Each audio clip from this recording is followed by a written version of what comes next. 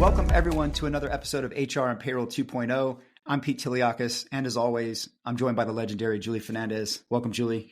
Thanks, Pete. It's exciting to be here today, and I know we have a guest. Do you want to tell us? Yes. I'm super excited to have Kira Rubiano, Global Payroll Pro and VP of Global Payroll Operations at Atlas. Super excited to have you here. Welcome, Kira. Thank you so much, Pete, and thank you so much, Julie, for having me on your podcast. I'm super duper excited to be here and share my passion with you and my knowledge and insight, and just to be a part of this really awesome and wonderful community. So super pumped, and thank you again for having me. Yeah. Thank you. I mean, as you know, right, we have payroll in our name, so it's a very important subject. We're trying to do a lot more in this area and elevate the profession, elevate the learning. And so, yeah, just so happy to have an expert like yourself. So, yeah. Hey, so Pete, we talked about a lot of events, but not HR tech. And now that we have Kira also with us, maybe we should just spend a little bit of time with the latest round of fall events and chat a little bit on HR tech. And I think you might have been to another Money 2020 and some other stuff last week. Yeah. I've had a busy time. I even did a payroll org presentation here at the local chapter event, right? I was able to speak on really what I think is the future of payroll, the profession, the people, right? And what it's going to, what that role is going to look like and how you can impact your organization. So that was super fun. But yeah, HR tech. What did you think? We had a great time, right? We recorded a fantastic episode with Jason Lee from Salt. That's out now. Everyone can go check that out. But what else? What were your takeaways? And then I can maybe share mine. Yeah. So first of all, as big as ever, right? It's just a huge event in the industry. And so it's a great place to catch up with everyone and all the folks as we move around in this community and end up in different places. So that was awesome. We always have a buzzword or a top theme, right? That just jumps out and smacks everybody in the face. And I think we both know what that would be this year. Oh, yeah. Two-letter friend of ours. Yeah, our two favorite vowels, AI, really kind of ruled the roost this year. And so everybody, whether you were, a benefits provider or a candidate platform or a, payroll, it doesn't matter who you were or what you're doing there. There's something AI about you as a part of this year's HR Tech. I think that's fair. Yeah. I think every event that I'm going to, that's the predominant, showstopper, show stealer is Gen AI. And I get it. It's flashy. It's exciting. It's sexy. It's clicky. Everybody wants to talk about it. And it is going to be incredibly profound. But what I actually came away with from the week was one key observational metric is, every year they have the startup competition, right? They bring a number of startups in, right? They have the Pitch Fest stage. I think they give them a certain time limit. They make their pitch and then they can win some sort of award. I think it's money that they get. Yeah, right? Money. 50,000 or 30,000, something like that. Mm-hmm. And then of course, I think they get some advisory or whatever. But look, what's cool about that is the winner, right? The winner was an organization called Manifest, and they are a 401k transfer solution. So just digest that for a minute, right? Like think about the fact that yes, there's all of this great AI coming into play. And there were AI solutions that were in that competition. But if you look at some of the runners up as well, Virgil HR, another one that is compliance related. It's a compliance platform similar to something like maybe Mineral, where you can get help with things like handbooks and, legal impacts of decision making in the workforce and just help, right? Consulting. So I guess my point here is that the AI and all of that is going to be great, right? We need that. And I think it's going to be a very big augmentative enhancer to our worlds and make life easier, hopefully, for all of us. But we still have a lot of work to do on the day-to-day stuff that is not that easy still, right? You're doing some research, I know, in leaves. That's an area that's still got a ripe for innovation. And you listen to this, right? 401k transfer. If you've ever been through that process, you'll know how antiquated and manual and silly that it is that we're moving checks around in the mail and hoping that you get it sent to the right person and the right, made out to the right owner. Yeah. So that just tells me that there's a lot of, while there's a lot of flash to go and chase, sure, there's still a lot of work that can be done on the basic day-to-day, everyday things that we do on the front lines of work and on the back office that could help us all out. So we've got a lot of work to still be done. That's right. And I know you and I are planning a couple of conversations here and finding the right folks to talk to about AI in various forms. And we'll have a lot to say about it. But I think we'll just park it for now and say that was, definitely the buzzword or the buzz catchphrase for the conference. And we'll be right on top of that here with our podcast topics. beware of the AI washing. I didn't create that word, but I've heard someone say that kind of like the greenwashing, right? With environmental sort of things. It's almost like lip service in a lot of ways. So yeah, look, kick the tires on anything that you're engaging out there. The AI is important, but look at the underlying, what's it going to deliver? The use cases it's solving. That's all important. Yeah, for sure. Yeah. What else? What else? I've been to Money 2020. Yeah, I don't know if you want to hear about that a little bit. I do want to hear some highlights anyways. Yeah, that was an interesting one. I mean, I got to be honest, I've never been to that one. And I think that for me, it was, I do a lot of overlapping things, advisory and research when it comes to financial wellness, money movement, all these things that are adjacent to payroll. And so a few of my clients were there, like Highline. They had a big announcement for their pay through payroll API capability. And I was fortunate to, with The Source, as the host of The Source by Daily Pay, interview a number of really cool founders and just leaders in the finance world and just see what's coming. And the thing that I think I took away was the fact that we're not all, and I know this, right? We all know this. We're not all starting on the same base in life when it comes to access to money, right? That has a lot to do with education, demographics, where we're born, just many, many things. And what I think I came away with was that fintech and digital native money solutions, right? Open banking and various different things that we're using in our world is really very liberating and inclusive, more so than the banking industry has been in the past. And I think that that's the positive thing, right? Is it's this technology still very nascent, all very, young. It's still burgeoning. But I think at the end of the day, it's going to be, you hear a lot of these founders say, we're trying to make the world better by, and then they give you this pitch. But I think there's a lot of that can be true for fintech, right? And I think it's opening the doors for a lot of opportunity for folks in places that maybe didn't get opportunity before. And I think that just the beauty of money movement and how fast it is being enabled through a digital technology is just creating a lot of incredible things. So it was exciting. I'm looking forward to going back next year. I spoke at this one. Well, not spoke, but basically did those podcasts. And so got to speak to a lot of people and really enjoyed it. So I'm excited to go back, and it's very exciting stuff to see what's being built out there and how it's converging too with HR. That's another thing. A lot of it that's the piece that I'm always excited about is, you go deeper in some of the fin and pay tech stuff, but when it starts to hit HR and where it starts to hit, that's always the part that's exciting. And I know we'll be talking about that in the future as well. Yeah. Yeah. Just the whole, the concept of money movement around health, wealth, and retirement, those things, I think you're going to see digital native solutions disrupt that and make that a much more, like I said, inclusive, but also more real-time, more digitally driven capability. So that's where I think you're going to see it bleed over into our world. Yeah. And I think it's great, right? It's creating a lot of, I think there's a lot of inclusive elements to this that are going to be very positive for the workforce. So cool. It's good stuff. Hey, so let's get back to Kira, right? Yes. I can't wait Kira. for you to ask her our standard questions to find out how the heck we all ended up in the same ecosystem.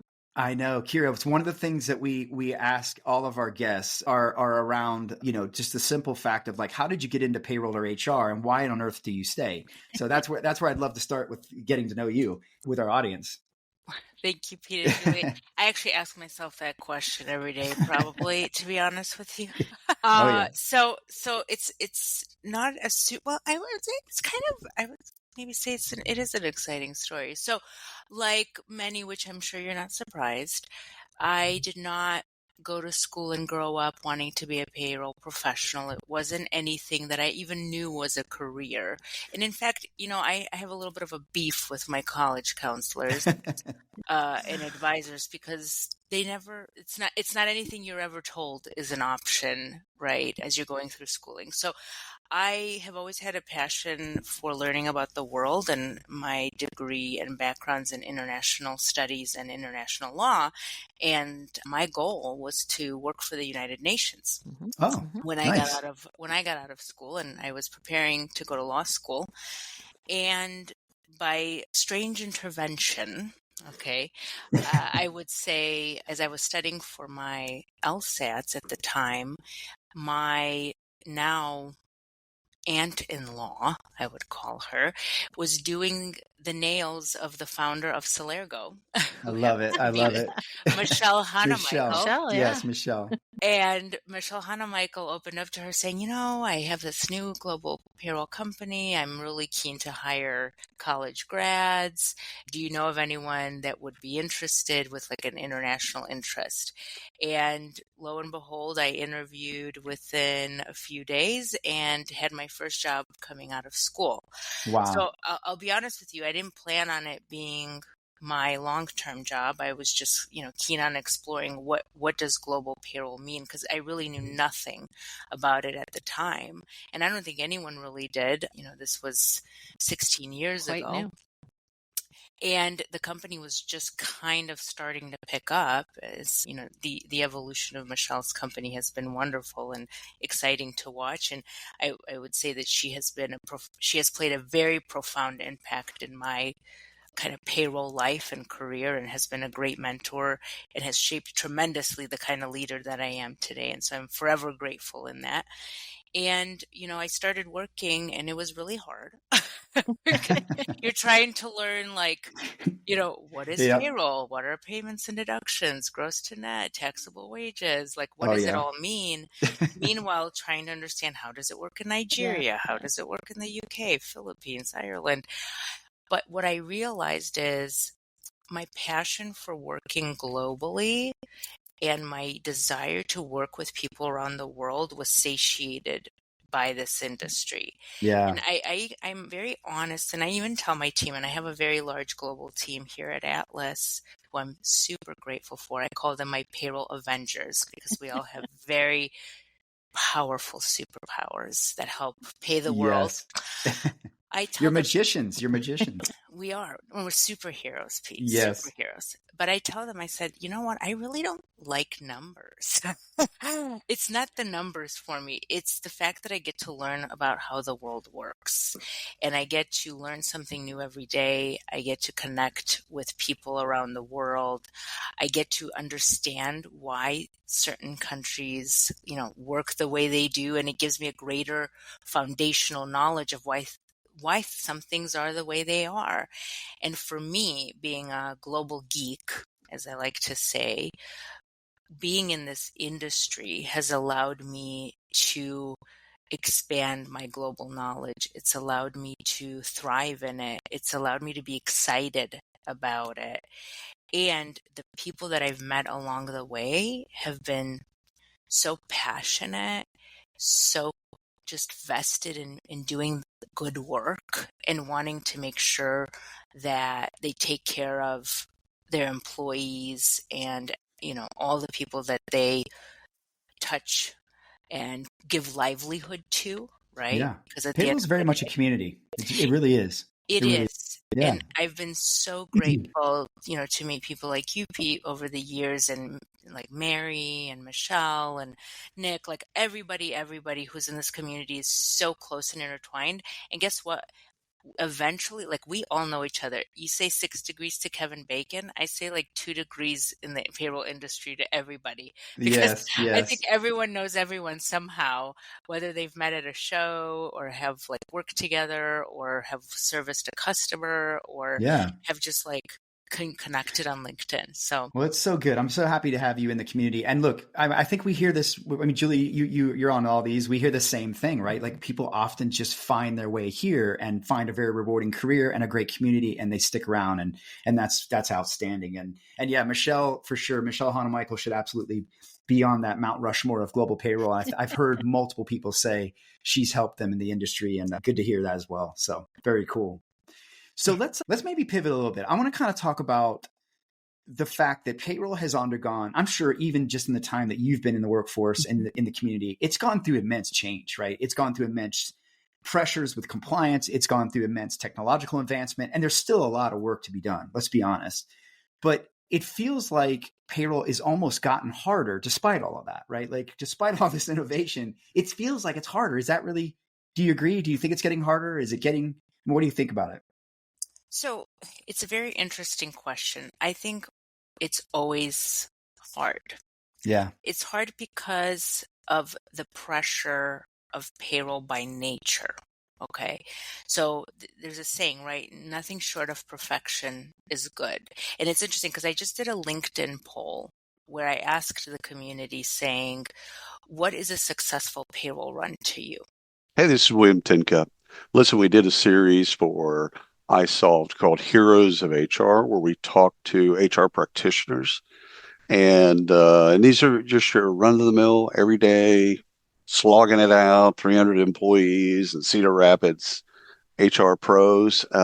Mostly it's centered around iSolved and what they do with iSolved, but also they talk a lot about kind of the day-to-day rigor of HR. If you're curious about that, search for Heroes of HR wherever you get your podcasts. Thank you. Is it Yeah. 100%, accuracy, timeliness, or is it 99% of my employees got paid on time and accurate and it's good enough? And you know what's interesting is there's a bit of a split. I would say 50-50 in terms of how people are responding to that. And that's because 100%, if you're talking about especially global payroll, it's not unachievable, but the work required is so immense that the pressure's on, as I say, like Donkey Kong. Okay. Yeah. It is incredible pressure to deliver, good, accurate, timely payroll. And so we have to have the tools and mechanisms and the support to be able to do that as payroll professionals. So has it gotten harder? It's gotten harder because there's a bigger need to be experts in global payroll and to be quick and to be accurate and to be efficient and to be perfect. So in that Agile. sense, agile, it's gotten a lot harder. Yeah. In the sense of, are the tools that are being made available to payroll professionals allowing to create efficiency and drive, scalability and create an improved experience? 100%. The tools have been, and the tech and the tools and the resources available to people and professionals in this space are by far way more advanced than they were even, 10, 15 years ago. I was, working off of spreadsheets and trying to do like manual calculations, which by the way, still happens today. There's still a lot of, I was just going to say, there's a lot of payroll being processed on Excel, which is really disturbing. That kind of brings me to my next question is, and Julie, I'd love to hear your point of view because you're out there actually helping people make this happen in big and small companies as well. But are companies adopting this stuff fast enough? Are they taking this technology in? Because I'll tell you, out at HR Tech, when we went to the dinner for Salt Labs, the gentleman who was to the right of me, who was a leader in an HR organization, a big organization, was telling me, I don't feel we're adopting technology fast enough as an HR operation. And so I kind of sense that as well. But is that fair, Julie? Do you think that's the case? Yeah, I don't know that I don't know that I would say it's fair. I might probably counterpoint or argue a little different way. I definitely agree. As Kira said, technology is coming a long way, fast and furious. In fact, the payroll study that we did and have out from last year basically did show that when it comes to the pain points in payroll, the ones that are no longer making the radar are the things that have plagued us for years and years, like variable pay or, all of those things that are so complex and so difficult to do in spreadsheets and in other things. I mean, like, we're solving for those really fast, and the technology has advanced, I would say, a lot, right? An awful lot. And you can see that showing up in the surveys. But what I don't think it cares for, or I don't think is accounted for in that, is just the pace of change has become incrementally greater. There's, we're never undisrupted. We're constantly redisrupted, and compliance and legislative changes are just, exponentially increased. And so the technology is, working to keep up with that. The tools that we have are striving to keep up with that, and it's just coming at a breakneck pace. and there's new innovation on top of that. So, so you kind of have to rely on your systems or your providers or your staff to keep up, first of all, and then to innovate on top of that. And I think that's maybe what we're feeling. Plus, less and less people, right? I mean, we're aging out. We're losing folks because of exactly what Kira said in the beginning, which is, our counselors even letting people know that love international or have different types of aptitudes, that this is a real career path, right? Yeah. We got to hold on to that. We're losing talent. I mean, payroll hasn't been immune to the talent crunch, and you're right. I think less and less people probably are thinking about it as a career opportunity. And I tell people all the time, it's a brilliant place to start if an HR career. All roads lead there, right? And you can learn so much so fast. All of this changes table stakes, right? That's the problem. Is when it's regulatory, you have to make those changes, and so you can't let them sit. And they're coming hot and heavy, it seems. Yeah. So, Kira, you obviously are leading payroll for an organization where their product is compliance. Their product is helping people reach the world, right? Reach talent around the world. And we've recently co-authored, I helped co-author a global EOR report, employer of record report, where we looked at kind of the viewpoint of what's going on in the market and where are things heading. And, one of the things that came out very clear is that companies of every size are fundamentally having to go beyond their comfort levels or their comfort zones, if you will, and reach beyond their borders and hire people to get talent, right? Or to accommodate employee requirements, requests, right? Work from anywhere, work from home. Not to mention just the fact that we're just a very global economy. The internet, 5G, the creator economy, all of that has created a lot of opportunity for folks to engage with jobs around the world. And that's such a beautiful thing. And I love the EOR model, right? I love what it's doing. I think it's a human opportunity enabler, but it's also a business agility enabler. But I think there's still just so much confusion between EOR and global payroll. And, I'm not sure if that's marketing, if that's because there's some very blurry lines on what global payroll is today. But what do you think about it? When you look at this solution and how it's being adopted, how would you explain the difference between global payroll and global EOR? And what do you see as far as companies engaging that? Yeah, and I think that confusion requires a lot of education, right, as well. And I think that's what you've seen the EOR community really trying to do, is to educate the overall HR payroll community, because there is a difference. So what I would say is that, one of the biggest mistakes that I've seen companies make when they are in pursuit of talent anywhere in the world is that they underestimate the requirements needed to hire in a country, as well as the time needed to be ready to hire and what that actually entails. So I have experience also, my entire career has been in outsourced global payroll. So I've worked for global payroll companies supporting customers in their own entities from a payroll perspective. And then on the EOR side now, it's supporting that EOR structure. So we run payroll, or my team runs all the payroll for all of our local entities around the world, which employ people on behalf of our customers. So I get to see both perspectives. I call it the outsourced kind of external view and that internal support view. So the biggest difference is that, as a business, you have to always assess, the nature of your business and the activities of the business that you're going to do in a specific country and why you're hiring talent in that country. Because depending on your needs and depending on what you believe your plans are, that will dictate what is the best option for you to take.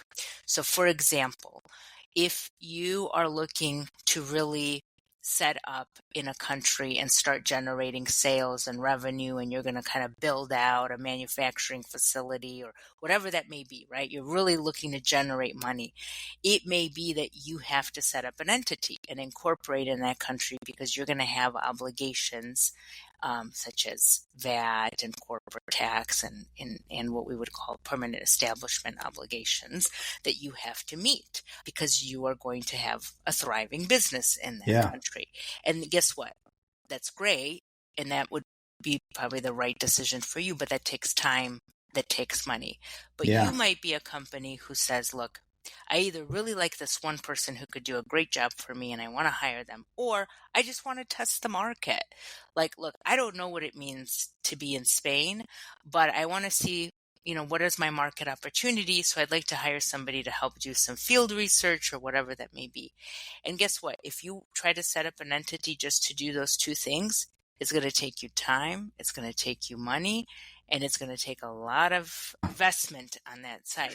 And that's where EOR kind of starts to come in to say, look, if you're looking to, you found really great talent, or if you're looking to test a market, or if you want to try to ramp up in a quick way before making a decision on whether or not you start an entity and really incorporate in that jurisdiction, EOR is a great way to do that because it allows you to hire compliantly, right? Making sure that your employee is registered in that country as per local regulation, that they are legally employed, that they are payrolled, meaning you can actually run and pay them in the local currency, and that they have benefits as well, without Great having point. to think Yeah. about, oh my gosh, it's going to take me 1 year to open this entity. Sometimes it takes like 6 months to a year to open even a bank account in a country. Yeah.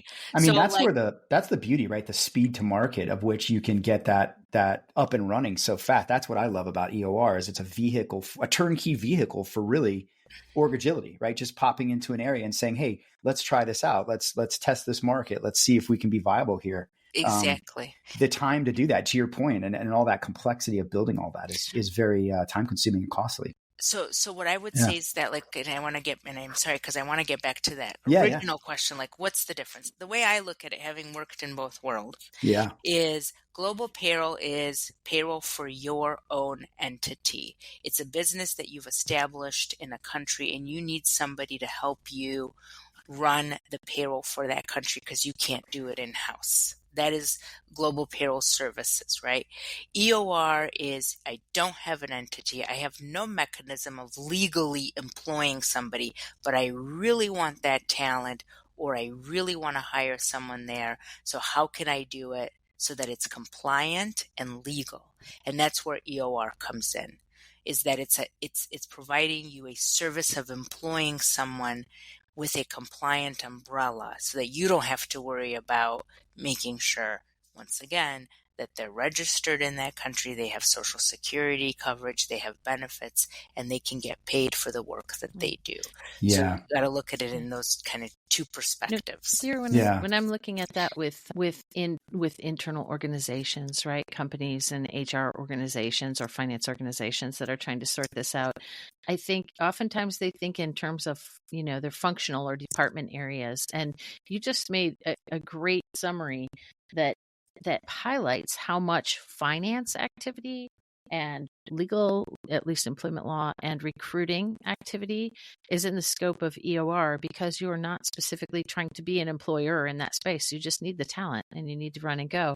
Whereas in the global payroll space, you are the HR, an extension of HR. So it's more about HR and payroll. And operationally, I find that business leaders think or start to align the services of those different models with owners in their organization. And EOR is just so much more complex, right? Because of the services that are provided on behalf of the client.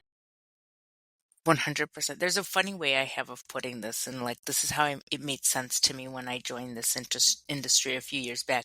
I go, when I worked at a global payroll company, right, and we had a customer who needed help in 10 countries to run their payroll. If something went wrong, for example, with a entity tax notice or a registration, or there was something that they forgot to do when they were registering the entity, or something went wrong with their bank account, I used to go, that's not my problem.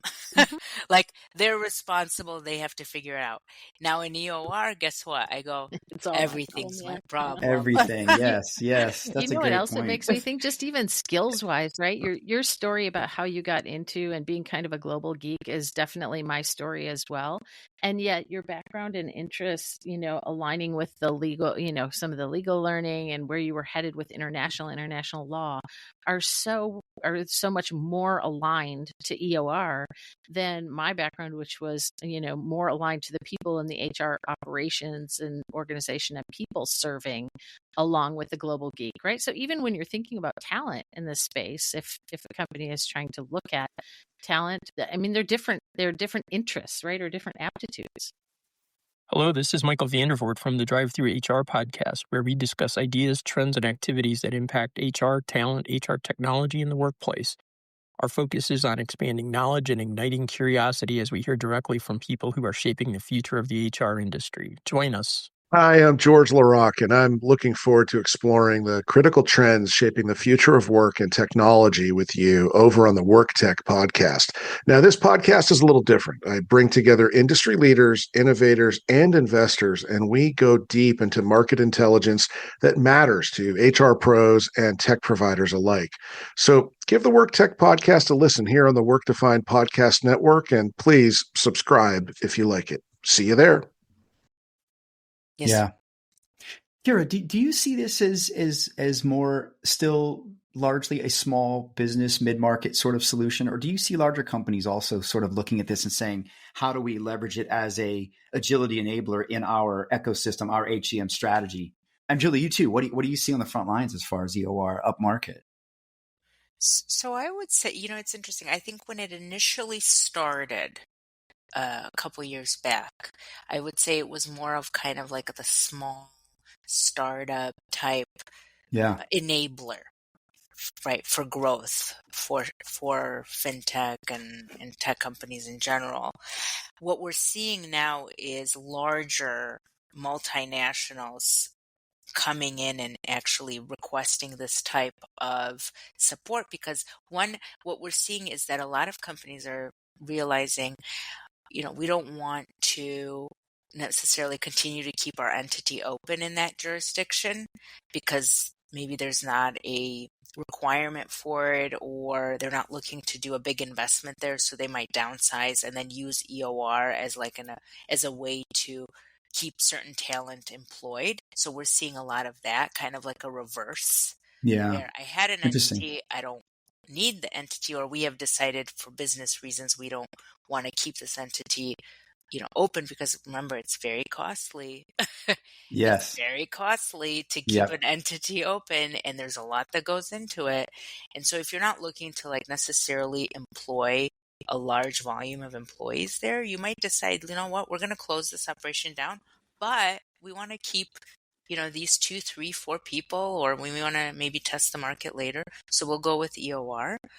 And we're definitely seeing more multinationals that are of larger size testing markets. So they're saying, well, we're going to start with just like a couple employees, 5 here and there. And as we grow, we will look to, in the background, we'll work on getting an entity ready. So they're using it also as an enabler to ramp up quicker. Whereas traditionally larger companies would usually go, okay, we're going to invest a year to set up, open the bank account, this and that. Now they're saying, well, we don't have to wait a year. Let's kind of get going with the talent. And they're getting way more comfortable with that idea. So we're seeing a change in the type of prospects that are interested in this space. Right. Very good. Julie, anything you're seeing on your world I'm not from this seeing perspective? Things differently than Kira. I am thinking that it's maybe not always, it's less about the size of the company itself and their operations and more about the size or scale and permanence of the country or the operation, the local operation they're looking at. And so it almost naturally leans to tail countries, right? Or wherever it is you're going to have we use that term sometimes on this podcast, meaning kind of the longer list of smaller countries, because the commercial model is better suited for, the smaller scale. And once you start to get scale, a company often will bring that in-house. But if you're also just testing or you have a spot need and you're going to be there for some period of time, but maybe not in permanence, those are great use cases for EOR. And I think more and more companies, large and small, are catching on. In the large company mix, they often have enough resources to try to do it themselves. But I do think that strategically, larger organizations are realizing, like, why would I do that? I don't have to do that. And it can be a lot of overhead spread across many different departments.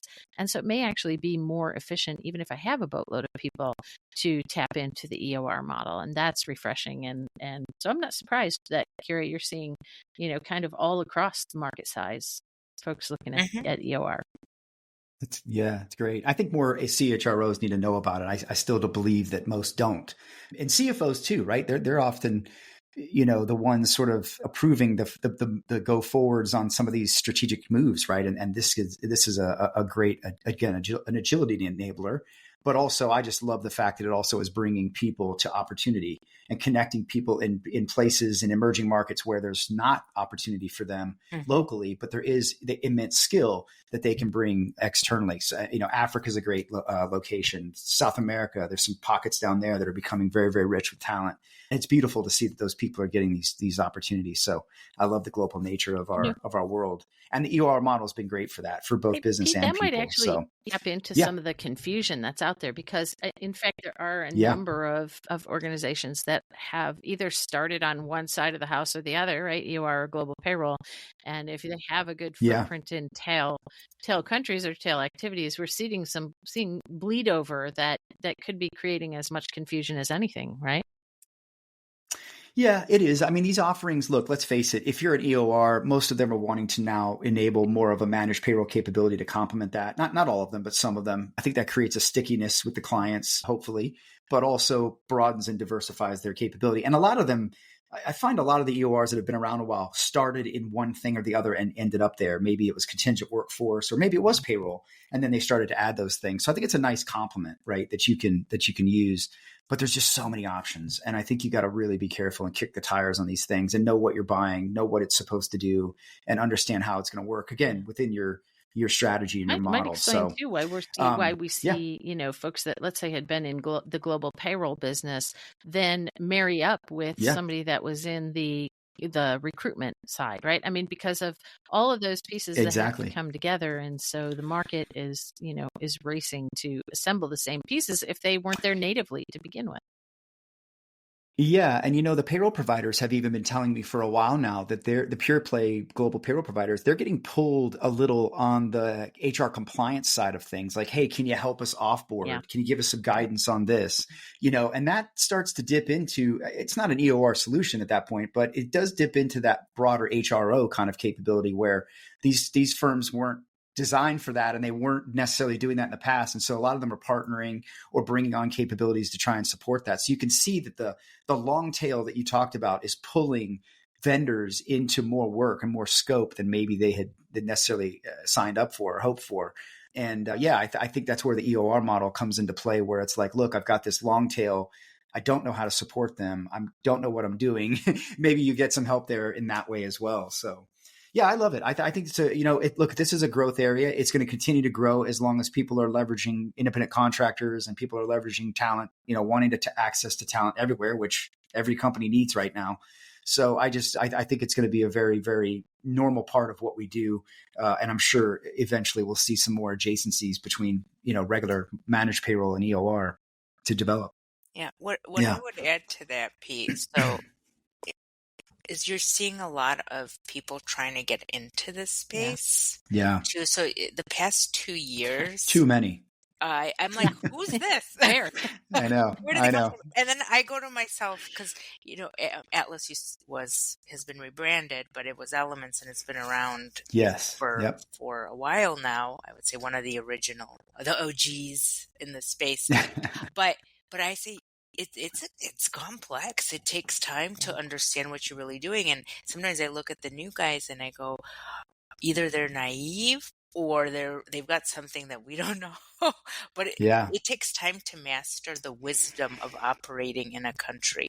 Because if you're legally employing, contracting, payrolling, benefiting, there's a lot that comes under that. And that includes managing your local books. It includes managing your local tax compliance. It includes managing your entity operations, all that stuff. And that that takes time, that takes money, that takes sometimes learning hard lessons. Yeah. Yeah. Oh Right? yeah. And so Failing. what Yeah. I would say is like for those that are out in the market and they're like, ooh, there's these new guys, they've been around for 6 months and they're saying they could do EOR in, 100 countries. It's like kind of question them on that, because Yeah. it's not that easy to get up and running and get established so that you can legally employ people. So how are they, how are they doing that? What kind of experts do they have? How, are they servicing that? Because I'm personally skeptical, to be honest, when I see all these new players. But it doesn't mean they might be doing something that we haven't cracked the code. Yeah, I don't know. this market is incredibly incestuous, and you're right. There's a lot of partnering that goes on around this space, Yeah. and yeah, totally. We won't belabor this subject, but Yeah. kick the tires, right? Know what you're buying and understand Exactly. there are a lot of options, and you really Ask need to understand. questions. Yes, Ask yes. questions. Absolutely. So look, Kira, I want to kind of take us back maybe a little bit differently in a different angle, right? We kind of talked about technology for what it's doing for payroll and sort of the adoption around that. But one of the things that I think I'm become very passionate about over the last few years, and I'm really trying to create as many ways as possible to influence this, is just helping to elevate the profession. To your point around people coming into this market often by accident or by out of necessity and not necessarily growing up and saying, I want to be a payroll leader, which is unfortunate. It's a great career path. I can tell you, you can obviously tell them, but like, what is it going to take for payroll to get that respect? I wrote an article recently about payroll being at an inflection point, and I talked a little bit about the less than treatment and the less than stigma on payroll. And there's a lot of thought around the whole seat at the table, right? Like, should payroll have a seat at the table? I don't know what table it really is, but the point is does payroll need more respect? And I did some posts on this recently off of Anne Marie. I always say her name wrong. I think it's Norwegian. She's one of the payroll leaders at S&P Global, longtime payroll practitioner, had a great point about maybe it's time payroll goes and makes its own table, so to speak, right? And I kind of second that to say, yeah, you're going to have to push your way to the front of the line. But what do you think about payroll having a seat at the table, right? I mean, what do you think about that? And what do you think about going and getting that seat in general now? Yeah, and I would say throughout my career, that's always been a topic and a key question that all payroll practitioners discuss with passion. Well, first and foremost, I think payroll needs to bring some sexy back because Yes.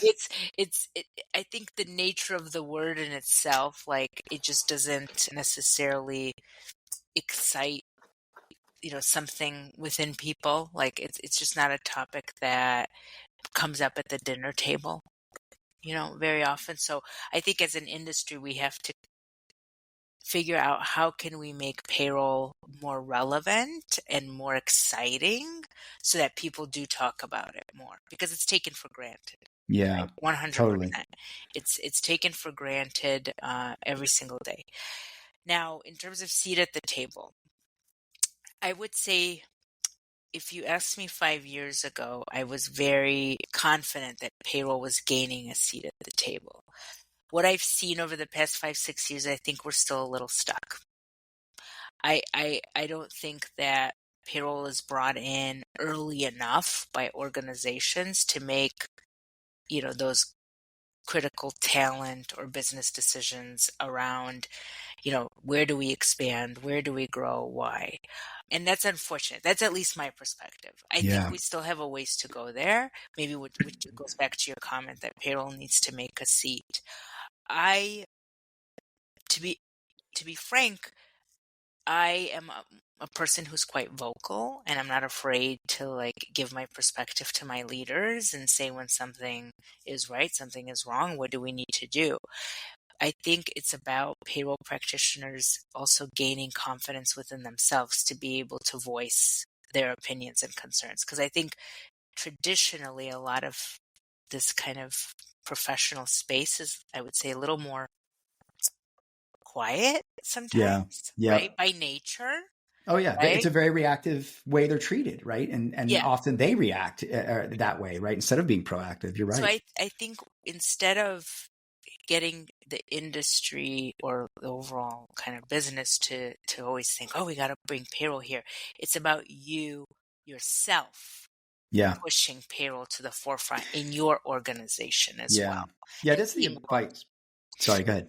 No, Yeah, that's the advice I've been really giving is like, look, you're going to have to, what's that saying about dressing for the job you want? It's like, my thing is you're going to have to behave for the job that you want. You can't continue to behave like a processor in the back office. Yep. You've got to start behaving and walking and talking like a strategic advisor who's bringing data, who's removing emotion, and talking in terms of moving the needle from an ROI perspective or addressing something that needs to be supported in the business, right, through data. And I think that's going to be a big part of it. Payroll is going to have to start seeing themselves as leaders, as strategic leaders, seeing themselves as advisors, and leveraging their data to position themselves that way. And I think it can be very powerful, right? We've seen examples of it, in the market. I've studied multiple examples of organizations that do very well with investing in their payroll, both from a monetary perspective, but also culturally, and they get a lot of tremendous value out of it in that way. So yeah, payroll is going to have to step up a bit. I definitely have some thoughts in this area as well, and things that, as you know, I do a lot with clients in their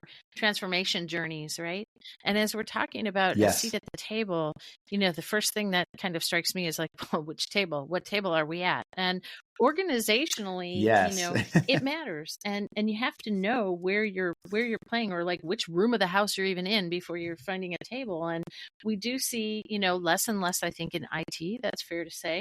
But you might be, HR owned or finance owned, or shared services might own you.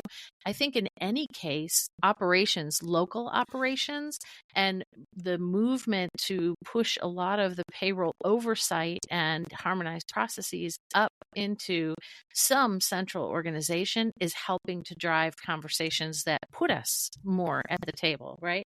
Regardless of which one of those operational areas you fall in.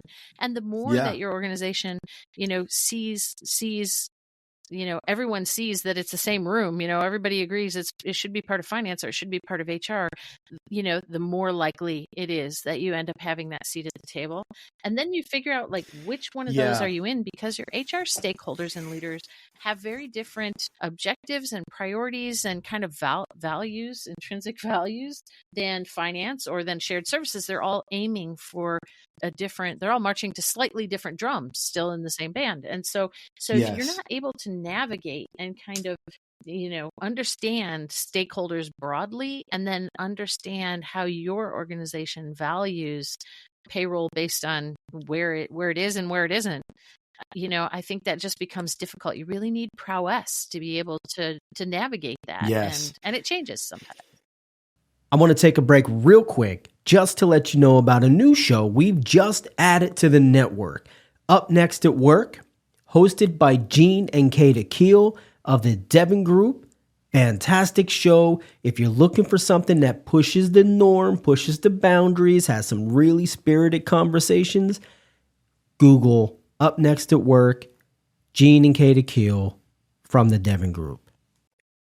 That's a great point. I think back to when I was a payroll leader in a Fortune 100 global firm, very, very complicated. And even after that, when I went to work, for IBM and TCS and was working with some of the biggest companies on this, I noticed that my success and many of their successes were often very, I wouldn't say entirely tied, but very important that I had a sort of ally in the executive level that was bought into payroll's importance and would fly air cover for me and would back me up and support me. And that takes relationship building and collaboration, and again, using that data.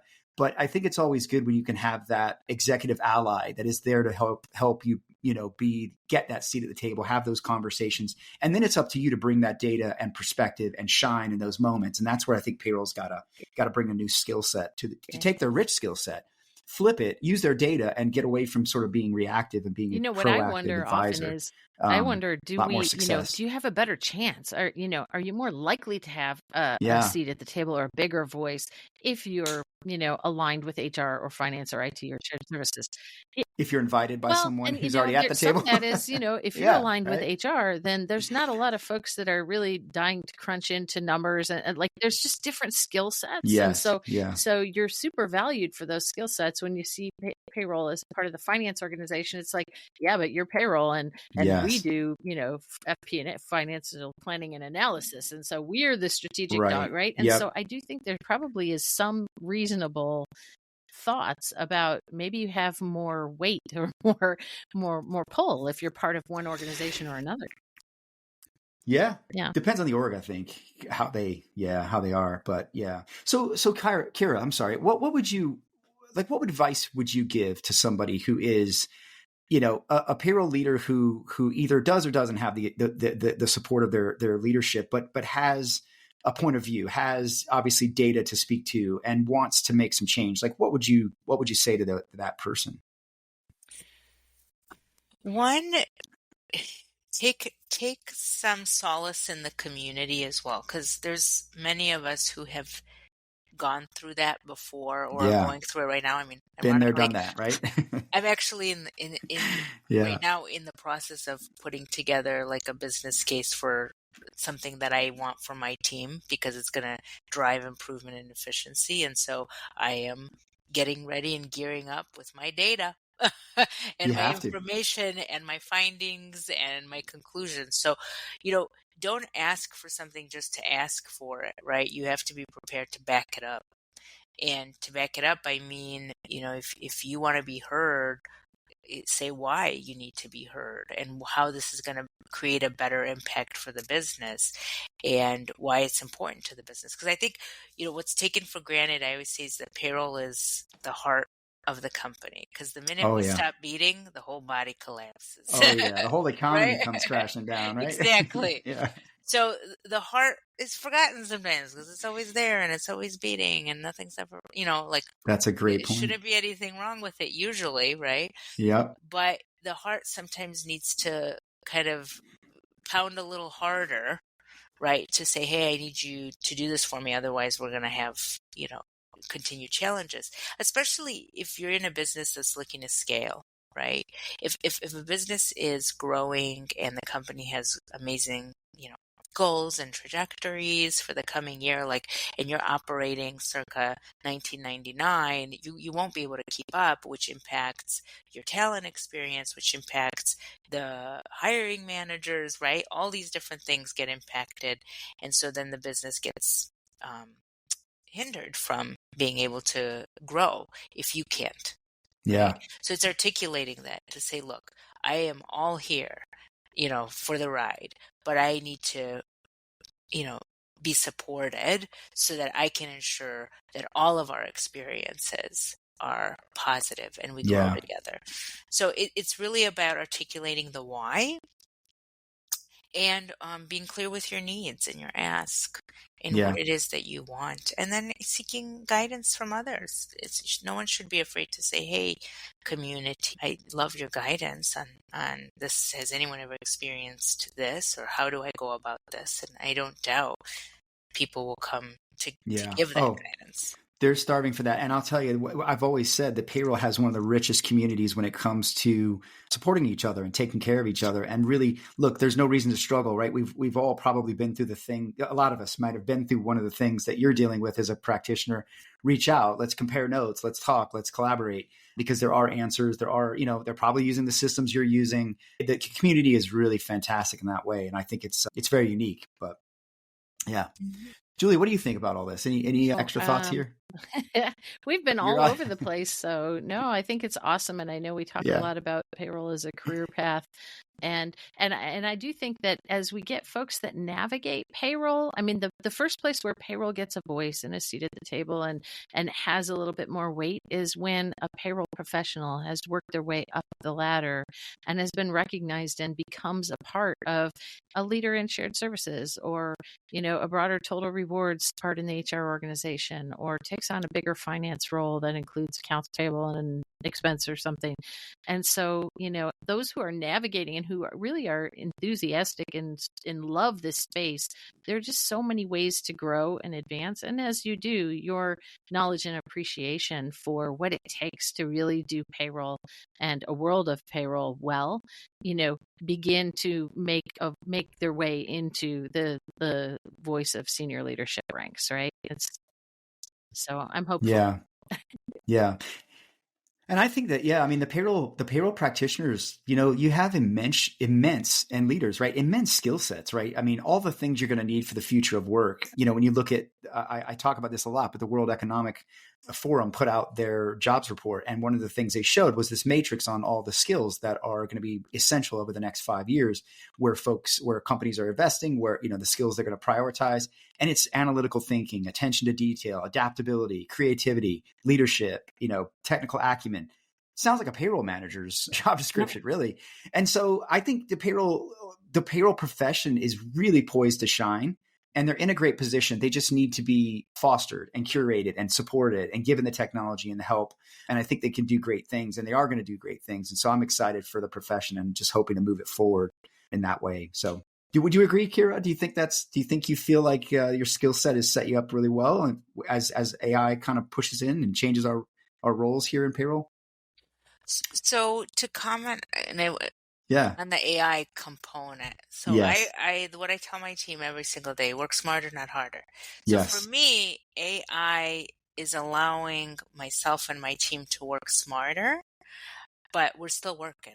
And, and very much we're still doing, analytical thinking, problem solving, like literally working in this industry, you're problem solving every single day. That doesn't go away. And AI might help you calculate an answer quicker or come up with a format or give you some sort of guidance, but it's not going to necessarily put all the puzzle pieces together for you. So really it's about how do we work smarter, not harder. I think in terms of skill sets, what I'm seeing, and this is a difference between what I call my diamonds and my solid players. Yes. Right? Is the diamonds are always thinking one step ahead. How can I do this better? How should I have done it better? What can I do to improve? What are the questions I need to ask? And then the kind of what I call the steady players are doing their job. They're doing it well, and they're going through the motions every single day and executing. So we need to get, as we continue to focus on this career path, it's really about preparing that individual or that group of individuals coming up in the ranks about how they think beyond. Yeah. Okay. It's a mindset. You have to think, what are the risks? What are the questions I need to ask? How can I solve this? Because I always tell people, I'm not an expert in every country. I will never claim to be one. Yep. And I get every single day an issue happened in Djibouti, in Indonesia. I don't know, but I know how to address it. I know what I need to do to solve it, and I know how to get there. I don't necessarily know the answer right away, but I know how to get there. So I think it's about preparing yourself with a new mindset that's beyond just kind of that execution or that kind of doer, and saying, how do I change my mindset to think beyond that? Yeah. And if we can do that, then boy, we'll be, I know, right? Avengers for sure. Yes. You guys are superheroes, and you're definitely going to level. I believe that the augmentation is really going to free payroll to be the best they can be, and I'm just excited for the skill set and the data to get engaged. I think it's going to be a great profession to continue to be in, and I thank you for sticking around it. We appreciate you. Where can we find you? And we'll share your links. But and anything you have right now you want to share as well? Thank you so much. It's been awesome. Really, really awesome to talk to people who have the same amount of passion and vigor for this industry. And thank you for, perpetuating it in the right direction and propelling it forward. So thank you for that. You can find me on LinkedIn. I'm the only Kira Rubiano out there. There's no other ones. I stole that domain. You're it. All right. We'll make sure we share that. Yeah. So I am very open. If people ever want guidance or mentorship, please feel free, to reach out. Just focusing on the end of the year at the moment, which is, yes. I don't know if I'd call it my favorite time of year. Personally, it's a wonderful time of year, but not for payroll. It's a season. It's a full season. I feel it goes on for so long. It always keeps on giving. It does. Yes. It always keeps on giving. Right? That's the final exam for payroll every year is year end. Exactly. For sure. And really, there's some exciting stuff going on. I can't say, and I'm not going to say it, but I found something that I think is going to be quite of a game changer for the industry. And I'm really excited to be one of the first to kind of figure it out. So I'm going to That's keep so my cool. mouth shut for now. All right. But NDA. eventually, Yeah. I will tell you what that is. We'll All right. We want to be the put it on first our- to know. We want you It'll to be come on our back news as when soon you as guys Yeah. announce you that. give us Yeah. the A-OK. Yes. As soon as the NDA is released, we'll shoot For it. sure. But I'm really excited about this. I'm actually Awesome. working on it right now, and hoping to do more of these types of podcasts, get out there, get more, thought leadership out, and Yeah. I'm going to keep on trucking. Awesome. in Awesome. this Well, thank you. industry. Thank you for what you do. We so appreciate much. you. And listen, everyone, I'm going to share Kira's LinkedIn link. Definitely go there. I know you post some good thought leadership here and there on your perspectives on these things too, which is definitely why we wanted to have you on. So be sure to follow her for that. And there's some great POVs as payroll leaders. Julie, what do you got going on? As you're just what's next winding for down you? the big fall conference, I think there's one typically in December 4th through 6th, which is the NARAS conference. That's the North American HR Executive Summit. It usually draws about 700 or 800 folks. Ooh, that's fancy. From companies of all sizes. And Nice. that takes place in Orlando each year. And so I'm a mainstay there. I'm often there, and folks can find me there. Or if you're in the Orlando area, I will be down there the very first week of December. As many folks know, working with practitioners so much gives me a feel for what some unique pain points are, and leave pain points, especially their impact to payroll, were something that more than 60% of our survey respondents grumbled about. And so I have a micro survey out. It's less than 20 questions. It's on leave pain points. And we're really asking some questions to try to dig in a little bit into what are the dimensions and characteristics that companies are experiencing that makes that so painful, and hopefully that'll give us some insights into how we might be able to solve for it, or what types of trends or different directions those leave pain points might be taking. So that would be fun. Love to have folks. I know you'll push it out there. Either of our LinkedIn's have the QR code for participating, but please, folks, get your leave persons or your HR person or whoever can give us some insights into that. Help us diagnose why leave is the number one pain point for payroll. And one other item that will be coming up, I've been tackling some content around Workday benefits versus best of breed benefits. And as Workday goes down market, large companies have traditionally used a lot of best of breed benefits. And I find a lot of questions come up about one versus the other. And there is no right or wrong answer, but there is a lot of different context in between that makes something work for one company that doesn't work for another. So lots of content forthcoming here at the end of the year on some of those touch points as well. So look for that, and I'll share it out as you know. Yeah.